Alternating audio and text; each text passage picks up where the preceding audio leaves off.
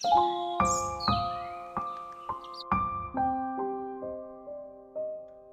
wika ay kaisipan ng mamamayan. Kung wala ito, gulo ang maaaring idulot. Ang wika ay isang respetadong parte sa ating paninirahan sa mundo. Kung wala ito, hindi tayo nagkakaunawaan at nagkakaisa. Kung nasaan ka man ngayon, isa lang ang wikang ating patuloy na isisigaw. Ang wikang ating kinalakihan at ating nakasanayan.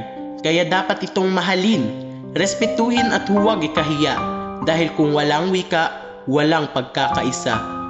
Sa tulang isinulat ni Jose Rizal, malalaman ninyo na ang wika ay makapangyarihan pag hindi mo ito kinakalimutan.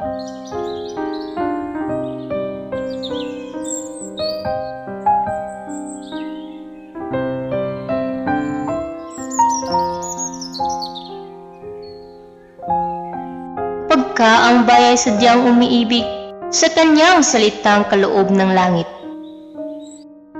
sanlang kalayaan na saring masapit, katulad ng ibong nasa impapawid.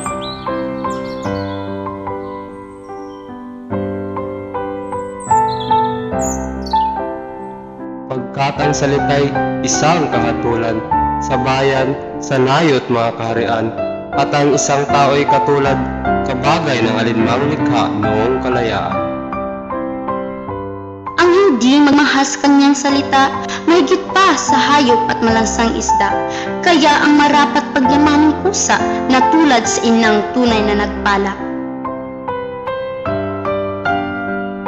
Ang wikang Tagalog tulad din sa Latin, sa Ingles, Kastela at salitang Anghel.